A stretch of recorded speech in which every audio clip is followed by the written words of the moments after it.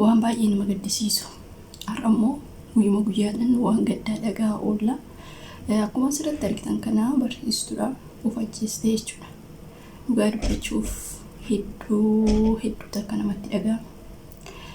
Yeroo ammaa kanatti namni lubbuun namaa akkuma bakka anguma hindaanqoo anguma bu'aa xiqqishuu isheetiyyuu hanqattee jirti jechuudha. Isheedhaan nama afur erga booniiti of ajjeeste nama afurii jechuudha. Ijoollee dhiiraa lama barsiistota kan of ajjeese jechuudha. Waan hedduu nama gaddisiisu barsiistuun kun maal taateti damoosa ishee kan ja'a barsiistota ni beektu. Damoosa isaanii xiqqaadha. Damoosa ja'a jalaa qabatanii of ajjeestee jedhan. Jireenya qaala'insa jireenyaa kanaan yaa ijoollee qabdi. Ijoollee ishii kana tarii damoosa san qofa eeggachuu dandeechi. Damoosni sun gaafarraa dhaabbatu baqaanii namni keenya hin beeku. Dhugaa dubbachuuf haala mootummaan kun ittiin deemaa jiru waan dhugaa dubbachuuf baay'ee tokko nama gaddisiisa. Hojjettoonni mootummaa akkamitti baqaan ji'a ana kanaafuu waaqayyo lubbuu ishee amaaru. So baay'ee yeroo ammaa kanatti wanti nama gaddisiisu maal seetanii waan baay'ee baqaa waan makkadhaatti kan dhaga'amaa jiru jechuudha. Inni mucaan tokko dheengadduma alabatii godhatee ammallee akkasitti haala jireenya qaala'insaa of ajjeesuun koo furmaatan ta'u. Hanga waaqayyo nama jiraachise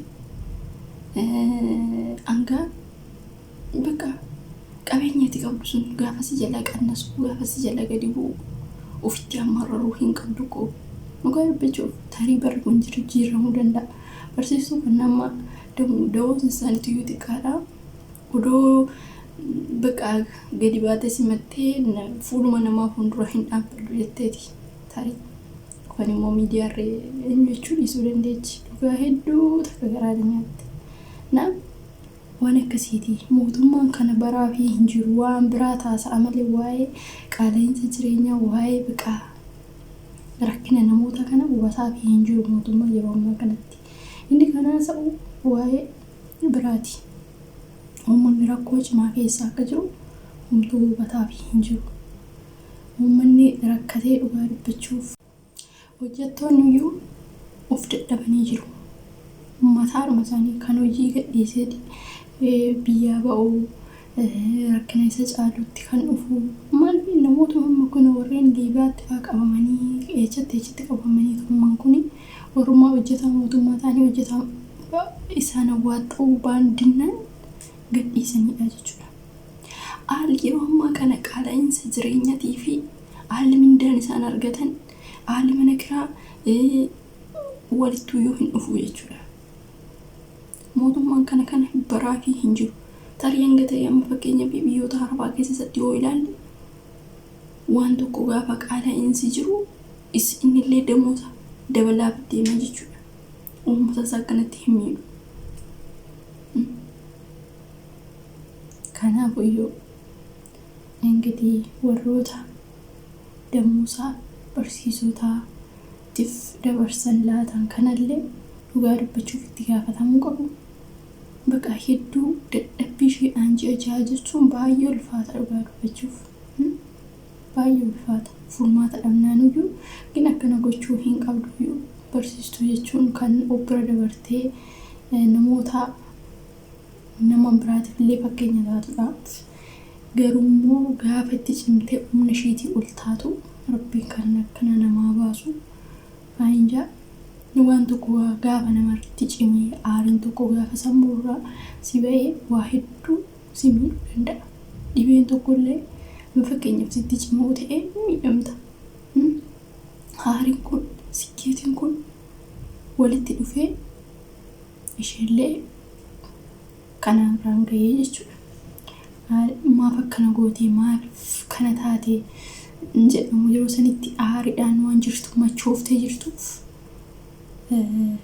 seexanallee godhi waan jettuun ijoollee ishee irraa ol galaafatteetti dhiiste yaa ta'uutii ishee qofa osoo hin taane ijoolleen ol guddattu gana namoota ijoollee dhiiraa ijoollee nama sadii jechuudha. Kan sammuu kana keessatti kan hubachiise rabbiin kan akkana namaa baasu dhugaa hedduu Itoophiyaa keessatti baay'ee kan humnaa ol baay'ee ulfaatatee jira jechuudha. Kanaaf yaa obboloota koo akkuma amantaa keessanitti biyya keenyaaf kadhadhaa isiniin jedha. Hedduu ulfaataa haalli jireenyaa qaala'insi furmaata gaafa dhabanu hojjettoonni dhugaa dubbachuuf ofii haasa'aa deemu. Dhugaa dubbachuuf namni beekamni ofii kiyyaafan arge waan ta'eef ofii haasa'aa deemu dhugaa dubbachuuf maraata fi fayyaa addaan beeku jechuudha Itoophiyaa keessatti. Akkasii waan akkanaa kanas immoo furmaata kan ta'u akka amantaa ofiitti amantaa ofii kadhatanii qormaata waan xiqqoodha waan dabartuuf jechas immoo waan akkanaa kana ofirratti raawwachuu sirrii miti. Waan dabartuuf haariisuun tarii yeroo isaatti si aarsee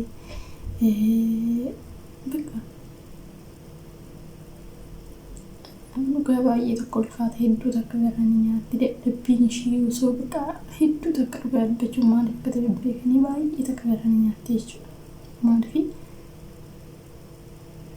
osoo aartuu osoo gubattu sababatti ta'anii seexanatti ta'anii namni keenyas nama miti dhugaa dubbachuuf amma gaafa lubbuun handura namni namatti iyyatte yookiin tarii yookiin iyyannaa galfachittee jalaa fuudhuu didanii injira mitiidha malee isin jettee callistee furmaata dhabnaan iyyuu kanaan of geessee jechuudha.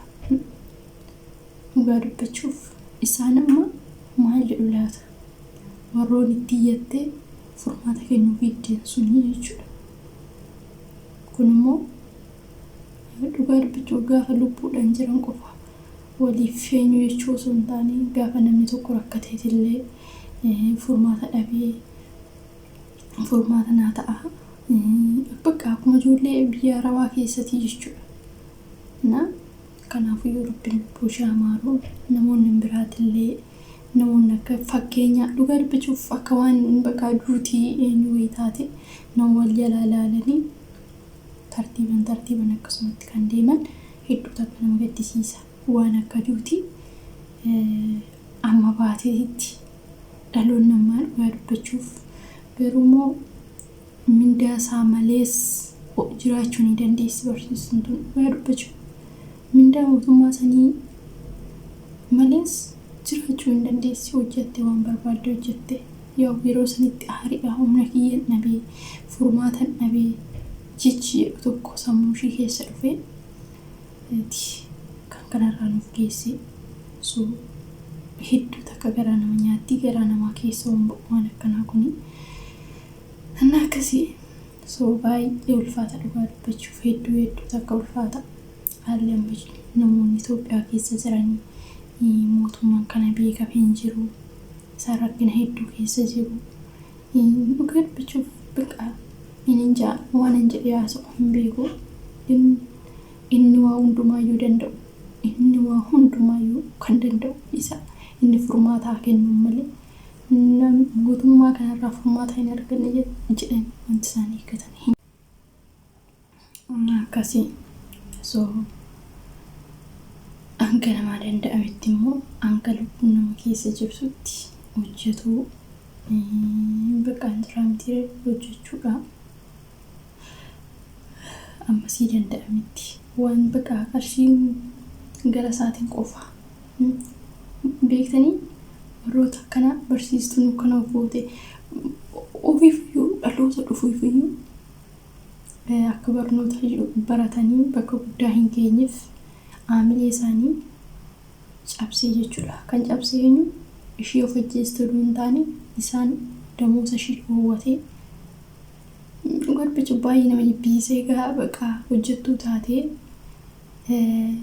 damoosa ishee dhabdee nutis maal eegganna maal hojjenna maaf baranna isheen akkana of goote dhaloonni maal barbaachisuuf hin laatu. Baay'ee takka nama gaddisiisa waan akkanaa kun jechuudha. እና ከሴት turtii gaarii qabaadhaa nagaan naa tura. Hanga walitti deebinutti.